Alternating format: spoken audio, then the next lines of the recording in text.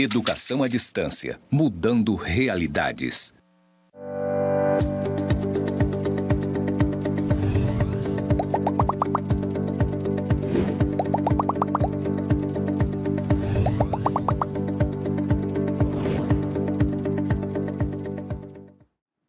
Olá, tudo bem? Eu sou a professora Isabela e a nossa disciplina é Comunicação Empresarial. Estou hoje aqui no estúdio do IFRO, no campus Porto Velho, Zona Norte. Ao fundo há uma parede branca com pontos interligados e ao meu lado há letras escrito EAD Mudando Realidades. Eu sou uma mulher de pele clara, né, cabelos longos, estou vestida com uma blusa e um blazer pretos e uma calça marrom, tá? Agora a gente vai para a nossa unidade 2 da nossa disciplina Comunicação Empresarial, tá? É o final, então, da nossa disciplina. Que legal, né? Tem gente que festeja esse momento. A nossa disciplina tem 20 horas, né? Então agora nós vamos finalizar essa caminhada, certo? Nessa unidade 2, vamos trabalhar os tipos e os gêneros textuais. Tenho certeza que ao longo da vida de vocês, vocês já se depararam com o estudo dos textos, naquilo que se refere à tipologia e aos gêneros também, né? Vamos trabalhar um pouquinho. Resenha e resumo, atestado e declarações, ofício e ata. Então, são textos que circulam no ambiente organizacional, nas empresas, né? Nos ambientes públicos, tudo bem? O que são os tipos textuais? E quais são os tipos textuais? A tipologia, né, o estudo da tipologia ou dos tipos se refere à estrutura do texto. Então, podemos dizer que temos esses 4, na verdade, nós temos 5, porque o dissertativo ele vai se duplicar aqui, mas eu explico já. Temos a tipologia narrativa, descritiva, injuntiva e dissertativa, argumentativa e expositiva. Tudo bem? Quais são as características da tipologia narrativa? Veja bem, quando eu tenho um texto narrativo, eu tenho alguma história sendo contada, sendo efetivamente narrada, certo? Para uma história ser contada, perceba, eu preciso de personagens, preciso de tempo, de espaço, certo? Então, os personagens são importantes para contar uma história, sempre em um determinado tempo, em um determinado espaço, ou seja, o espaço geográfico, uma casa, uma sala, um quarto, né? Um determinado local. O tempo é importante, certo? Quando eu tenho a tipologia narrativa, geralmente os verbos estarão no pretérito. O que significa pretérito? Vocês lembram? Passado, não é verdade, gente? São os verbos no passado. João foi à casa da mãe, foi, né? Está no pretérito, almoçou, etc, etc. Eu estou narrando uma história, o verbo no passado, no pretérito, certo? Então, na tipologia narrativa, eu sempre vou ter personagens para contar determinada história. Quem é que vai contar essa história? É o narrador. Então, o narrador também é essencial porque ele vai narrar a história em algum espaço, né? Em um determinado tempo, né? É importante a ordem cronológica, a progressão temporal, a ordem cronológica dos acontecimentos. Então, na tipologia narrativa, geralmente a ordem é cronológica. Isso significa que tem um início, meio e fim, que acontece de forma, né, de fato cronológica, tá? E sempre temos os fatos, né? São as situações que acontecem ali naquela situação com aquele personagem sendo narrado por um narrador, que pode ser um narrador que está inserido na história, o narrador personagem, ou pode ser o narrador que vê tudo, né? O onipresente, tudo bem? Aqui nós temos um exemplo, da tipologia narrativa. 4 ou 5 cavalheiros debatiam uma noite várias questões de alta transcendência. Debatiam, olha lá o passado. Sem que a disparidade dos votos trouxesse a menor alteração aos espíritos. A casa ficava no Morro de Santa Teresa, a sala era pequena, iluminada, iluminada a velas, cuja luz fundia-se misteriosamente com o luar que vinha de fora. Entre a cidade, com as suas agitações e aventuras, e o céu em que as estrelas pestanejavam através de uma atmosfera límpida e sossegada, estavam os nossos 4 ou 5 investigadores de coisas metafísicas, resolvendo amigavelmente os mais árduos problemas do universo. Então percebam que nesse pequeno texto há aqui uma história sendo narrada, há a presença de personagens, há um espaço, há o verbo, Então todos esses elementos, eles fazem-se necessários na tipologia narrativa. Tudo bem? No texto descritivo, diferentemente do texto narrativo, eu tenho os verbos de ligação. Qual é a diferença entre o texto narrativo? No narrativo, eu tenho os verbos de ação. São os verbos que indicam ação, movimento do personagem, correu, bateu, morreu, gritou, partiu. Então, são verbos que indicam ação. É diferente do verbo de ligação. O verbo de ligação, ele indica uma característica, ele vai ligar o sujeito, certo? Que necessariamente não está ali praticando a ação, mas vai mostrar uma característica, um estado de espírito do sujeito. Por exemplo, quando eu falo, a menina é feliz, o verbo é indica aí a ligação entre o sujeito, a menina, e o estado dela, a felicidade. Tudo bem? Então, o verbo de ligação serve para ligar.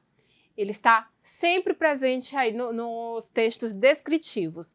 E o texto descritivo geralmente vem no texto narrativo, Geralmente é quando na narração se caracteriza um personagem, se caracteriza um ambiente, se caracteriza ali os objetos, etc. Então, qual é aquela classe lá que vocês estudaram na educação básica que é responsável por caracterizar? São os adjetivos. Então, através dos adjetivos eu caracterizo ambiente, objeto, personagem, etc. Tá? Então, no texto descritivo eu tenho a caracterização das coisas, das pessoas, dos objetos, de sentimentos, tudo bem? A sala era pequena, iluminada a velas. Então, isso aqui é um trechozinho do texto narrativo. Percebam que o texto, então, descritivo pode estar inserido no texto narrativo. Era é verbo de ligação, pequena é adjetivo, iluminada é adjetivo, tudo bem? Vamos seguir? No texto injuntivo, eu tenho um momento de dar um conselho a alguém, instruir, certo? Direcionar o público a fazer alguma coisa. Então, quando é que eu encontro, ou onde eu encontro esses textos? Receitas culinárias, bulas de remédio, receita médica. O que é que acontece na receita culinária? Faça de tal forma, coloque tal ingrediente em tal lugar. São os verbos no imperativo. Faça, coloque, está lhe dando instruções, ou lhe dando ordens, ou dicas, tudo bem? Então, é também um gênero da tipologia injuntiva, os comerciais televisivos, quando eles dizem para você comprar determinada coisa, existia uma propaganda muito famosa há um tempo atrás, né? Provavelmente não da época de vocês, que falava assim, compre batom, compre batom, compre batom, tá? Esse compre é uma característica da injunção, tá? Lhe dando basicamente ali uma ordem, né? Ou lhe direcionando a você comprar alguma coisa, tá? Então, encontramos a injunção nas propagandas televisivas, nos comerciais, né? Também no discurso político, né? O político fala, depois diz, vote em mim, certo? Então, também aí a injunção, tudo bem? Aqui uns exemplozinhos, ó. Hoje em nossa loja, todos os eletrônicos estão com 20%. Corre pra cá e aproveite, vem comprar, né? Não deixa a água parada. Propaganda também aqui instrucional, no sentido de não vender produto, mas vender uma ideia, né? Os comerciais, digamos assim, do Estado, né, do governo, eles também vendem alguma coisa, vendem ideia, por exemplo, doe órgãos, né, não desperdice, etc. Tá? Agora vamos adentrar na tipologia dissertativa. A dissertação, de que dissertar? Dissertar é falar sobre algo, né? A dissertação ela pode ser expositiva ou argumentativa, tá? A dissertação ela analisa, interpreta, avalia os dados da realidade. Então, quando a gente fala em narração, a gente está falando em coisas concretas, concretude, objeto, né? Coisas que se pode ver, de fato, que às vezes pode tocar, etc. Na dissertação, eu trabalho com abstração. O que é abstração? É aquilo que está no mundo das ideias, que não necessariamente eu pego. São coisas que eu consigo refletir sobre, pensar sobre, né? Ideias mesmo, né? Dados da realidade e tal. O objetivo da tipologia argumentativa é o convencimento, é a persuasão, né? Então, quando você constrói um texto dissertativo argumentativo, você vai tentar convencer o seu leitor que aquela sua ideia, aquela sua reflexão digamos assim, a mais adequada ou a mais correta, né? Então, o texto dissertativo argumentativo, ele se organiza a fim de convencer, de persuadir o leitor daquele texto, certo?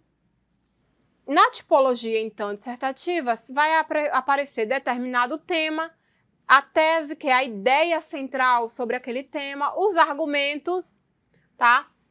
E como é que se divide o texto dissertativo? Aqui a gente está falando sobre o texto dissertativo argumentativo, mas essa divisão aqui vale para qualquer texto que você for escrever, tá? Todo texto ele precisa de introdução, ele precisa de desenvolvimento e de conclusão, né? Então, você vai introduzir o texto apresentando sua ideia, né? Qual é a sua ideia sobre aquele tema, vai desenvolver os argumentos, é o momento de aprofundar as ideias e vai concluir, ou seja, você vai fechar o texto, tá bom?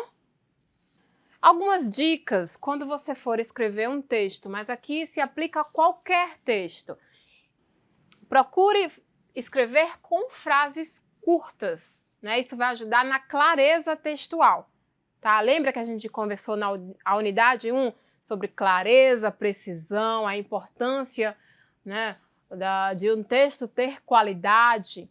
Então, é importante escrever com frases curtas, evitar o truncamento. O que é truncamento? É quando você você separa dois períodos, quando na verdade é um período só, que deveria ser ligado, que deveria ser conectado com uma vírgula, tá? Olha o exemplo. O carro ficar estacionado no shopping. Esse ponto aqui não existe, tá? No lugar desse ponto, você vai continuar o texto. Onde tínhamos ido fazer compras. O correto seria o carro ficar estacionado no shopping, onde tínhamos ido fazer compras. Então, o truncamento é essa construção aqui, né, colocando um ponto onde não deveria ter ponto, tá? não está aqui no slide, mas eu quero conversar com vocês. O truncamento, é importante evitar o truncamento e a justa posição. É quando você não utiliza ponto final. Junta vários períodos e não coloca ponto em seu texto, tá? Então, o texto, como vocês sabem, é dividido em parágrafos, né? Parágrafos é aquele espaçozinho ali que versa sobre determinado assunto e aí você vai dividindo o texto em vários parágrafos. É importante que dentro desses parágrafos vocês coloquem pontos, tá? Jamais escrevam parágrafos com períodos muito longos. É importante colocar ponto sempre que encerrar uma ideia, tá? Encerrou o período, a ideia coloca um ponto, constrói outro período e assim vai. Um parágrafo é construído por meio de vários períodos, tá bom? Ou várias frases. Não generalize. É importante vocês terem cuidado com a generalização quando for escrever qualquer texto, né? Evita, por exemplo, todo político é um corrupto, vai meio para o senso comum, né? É importante evitar esse tipo de construção, tá bom? Porque um texto, sobretudo argumentativo, ele precisa ser fundamentado, né? Um conhecimento solidificado, ou seja, em um teórico, em um estudo, né? E não no senso comum, basicamente, tudo bem? Frases simples são sempre melhores do que frases complexas, né? Muito grandes e complicadas, que às vezes quem está escrevendo também não entende muito bem o que está escrevendo. Já se perdeu ali na informação.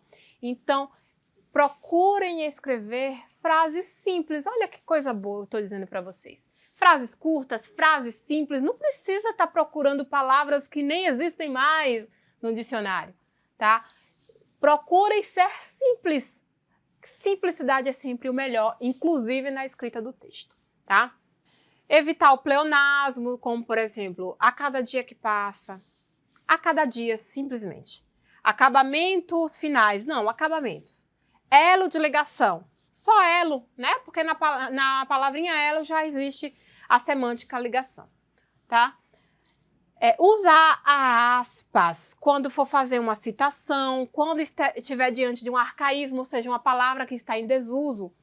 Neologismo. O que é o neologismo? É uma palavra que está sendo criada, né, naquele momento. É uma palavra nova, tá? Palavra nova. Gírias, estrangeirismos. Nossa, no nosso dia a dia, digamos assim, o estrangeirismo faz parte, né? Faz parte do nosso dia a dia. A gente lida o tempo todo. As pessoas gostam de usar a língua inglesa, até o francês, né? Principalmente no comércio, tá? Quando for escrever e estiver diante de um estrangeirismo, que é essa palavra de outra língua utilizada na língua, né, no falar, na escrita do texto, no dia a dia, coloca entre aspas, tudo bem? Expressões populares, palavra no sentido figurado, né? Quando, por exemplo, eu digo aqui, para esconder os lucros exorbitantes que tinham com os negócios, as corretoras usavam endereços, contas e registros de empresas laranjas. Então, a laranja não está no sentido convencional, está no sentido aqui diferente, um sentido mais figurado, tudo bem? Estudamos tipologia textual, vamos adentrar agora no estudo dos gêneros, sobretudo naqueles gêneros que mais circulam, ou alguns dos que mais circulam no ambiente organizacional, tá? Eu separei alguns para trabalhar com vocês. O que é um gênero textual? O gênero textual é uma forma relativamente estável de escrever determinados textos. Então, temos vários gêneros que circulam em sociedade, a gente não consegue sequer contar. A tipologia textual a gente conta, são aquelas 5. Mas gêneros textuais é impossível, tá? Por quê? Porque são muitas e a cada momento pode surgir uma diferente, tá? Temos, então, um relatório, um resumo, uma carta comercial, um e-mail, um bilhete, A mensagem de WhatsApp que você manda para o seu colega é um gênero textual também. Então, temos vários. Relatório, como eu falei, né? Eu gosto do relatório, já falei algumas vezes nele aqui. O resumo, a resenha. Você vai escrever uma redação escolar, bula de remédio, receita de bolo, receita médica, tudo isso é gênero. E às vezes, por um processo de mutação, um gênero se transforma em outro. Como, por exemplo, o e-mail. O e-mail, ele derivou da carta, né? E isso acontece e pode acontecer o tempo todo na sociedade, tá? Porque nós somos seres humanos. E é interessante que você compreenda que a língua é viva. E nós, como seres vivos, falantes de uma língua viva, somos capazes de modificá-la o tempo todo, tá bom? Então, os gêneros são formas padrões relativamente estáveis. Por que relativamente estáveis? Porque, às vezes, há gêneros que abrem a possibilidade de modificar mais a escrita, é a chamada estética textual, né? E outros menos. Por exemplo, um memorando. Um memorando é um gênero mais estável, né? Tem menos traços estilísticos, ou seja, traços do emissor. Já um poema é um gênero menos estável, ou seja, quem está escrevendo consegue inserir elementos, né, estéticos aí, tá? Nós, como seres humanos, desenvolvemos competência metagenérica. Isso significa que a gente tem a capacidade de escrever qualquer gênero textual, né? É tanto que se você parar agora para pensar, nossa, quais gêneros textuais eu já escrevi na minha vida? Eu acho que você também não vai conseguir dar conta de dizer, porque são vários. Hoje mesmo, pense comigo, você já escreveu no WhatsApp? Já respondeu alguma questão no caderno de uma disciplina que você esteja estudando em algum ambiente formal? Uma faculdade, uma escola? Já escreveu um e-mail, um resumo? Fez uma resenha de um filme? São gêneros textuais, né? Nós temos essa competência metagenérica, tá? Bom, nós temos aqui alguns domínios. O acadêmico, por exemplo, temos alguns gêneros textuais, como artigo científico, né, monografia, diploma. No jornalístico, no domínio jornalístico, podemos ter notícia, debate, né, reportagem. Domínio religioso, as orações, cânticos. No publicitário, anúncio, né, placas. No ambiente mais de lazer, piadas, histórias em quadrinho. Então, são todos gêneros textuais, tudo bem? Vamos estudar um pouquinho agora sobre resumo, resenha, atestado, declaração, ofício, ata, bilhete e e-mail.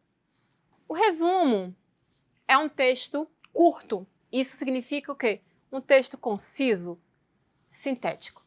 Texto curto que parte da leitura de um texto maior, né, a fim de selecionar ali as ideias principais, tá?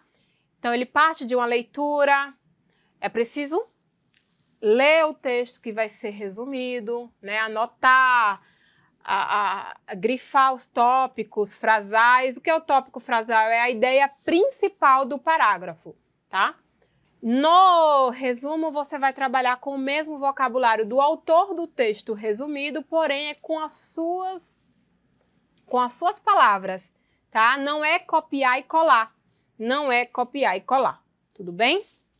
A resenha é um texto muito parecido com o resumo. A diferença, basicamente, é que na resenha eu tenho a opinião crítica do resenhista, tá? Então, eu apresento o conteúdo de uma obra, acompanhado aí de uma avaliação crítica. Essa é a grande diferença. Expõe também o conteúdo da obra. Você pode assistir um filme e fazer uma resenha. Você pode ler um livro e fazer uma resenha, tá?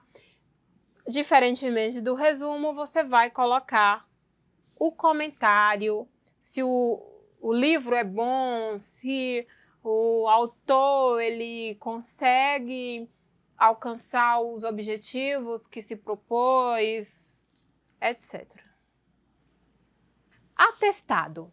Atestado é um gênero, é um documento emitido por uma pessoa ou entidade em favor de alguém, declarando algo sobre essa pessoa. Então, às vezes as empresas elas emitem, né, uma instituição, por exemplo, educacional, emite um atestado de que fulano é o aluno daquela instituição, né? Então, o atestado serve para atestar, tá bom? Aqui nós temos um exemplozinho de atestado, né? Vai perceber o uso da primeira pessoa, eu, tal. Diretor, atesto para os devidos fins, que aí tem que ter o nome, né, da pessoa que está ali recebendo o atestado, né, os dados, proferiu ali a palestra, tal. Então, está atestando algo sobre determinada pessoa, tá? A declaração é muito parecida com o atestado. Basicamente, a diferença está aqui no uso do verbo, né? Você vai utilizar o verbo na primeira pessoa do singular, declaro, certo? Eu declaro que isso ou aquilo outro, né? Eu, professor, declaro que a senhora Maria, tal, estuda nessa instituição. Então, está declarando algo sobre alguém, tá bom? Queridos, o ofício. O ofício é um gênero textual que circula, sobretudo, em ambientes públicos, tá? O ofício é a comunicação, hoje, é a principal comunicação, a principal forma de comunicação, seja interna ou externa, tá? Ele serve para comunicar decisões, solicitar esclarecimentos, né? Justificar ou defender determinados atos, comunicar a superiores hierárquicos, a ocorrência de fatos na repartição e etc. Então, a comunicação ela pode acontecer ali entre órgãos públicos, né? De um órgão público para outro órgão público, ou de um órgão público para um particular, tá? Ou um órgão público para uma empresa, enfim. Ata. Ata é um gênero que circula em ambiente empresarial, ambiente público, né? Em uma organização, seja pública ou privada, tá? É um gênero que pode estar... Qual é o objetivo? O objetivo dela é fazer o registro dos acontecimentos de uma reunião. Então, na ata vão ser registrados tudo aquilo que aconteceu em determinada reunião, tá? Quem estava presente nesta reunião, qual foi o dia da reunião, o mês, o horário, né? O local da reunião, as pessoas presentes, né? Se era conselheiro, se era professor, um delegado, tá? O presidente e o secretário dos trabalhos naquela reunião, tudo bem? Então, a ata é um gênero que circula em qualquer ambiente a fim de narrar o que aconteceu em uma determinada reunião, em uma determinada sessão. Por exemplo, em uma sessão legislativa, se pensar, né, nas assembleias, etc. Tudo bem? Então, a ata, às vezes, é uma reunião de condomínio. Está lá presente a ata, é importante para que todos saibam o que aconteceu naquela reunião. É um texto narrativo que vai estar presente nela. O dia que aconteceu a reunião, o horário, quem estava presente, quem era o presidente da reunião, quem eram os secretários e etc. Tá? Ao final, precisa ter o fecho e a assinatura de todos que estavam presentes ou do presidente e do secretário, tá bom? O bilhete. O bilhete é um gênero textual curto, né? Eu tenho certeza que você conhece o bilhete. Talvez já tenha escrito, né, o bilhete. É um gênero para comunicações breves, rápidas, né?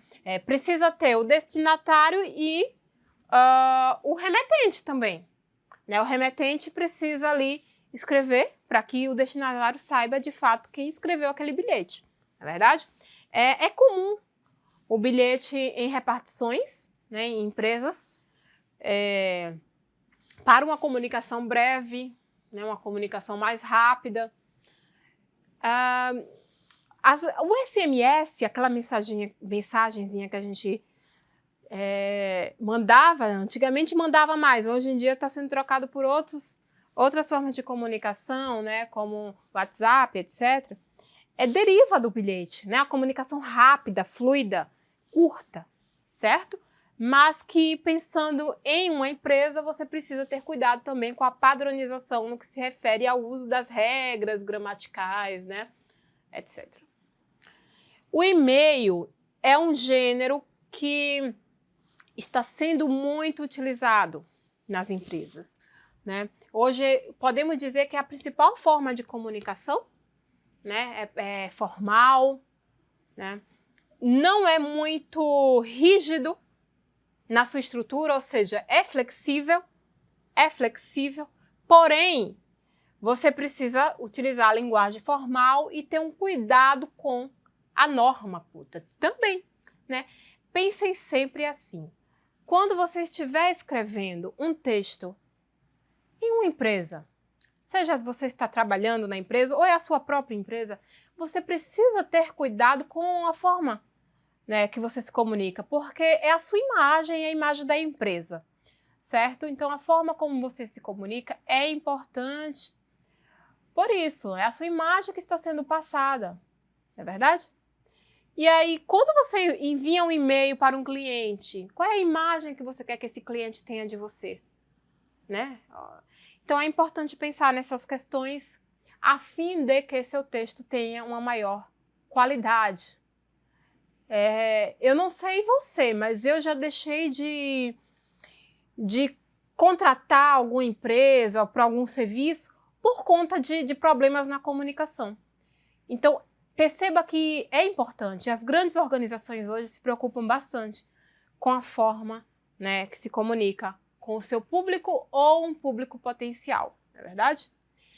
Queridos, aqui tem um exemplo de e-mail e chegamos ao fim da nossa disciplina Comunicação Empresarial. Eu espero de coração que tenha sido importante para a sua vida aí na caminhada deste curso, que faça diferença na produção dos textos que você efetivamente for produzir, tá? Até mais, eu quero desejar bons estudos e bom caminho, percurso no curso de vocês. Até mais!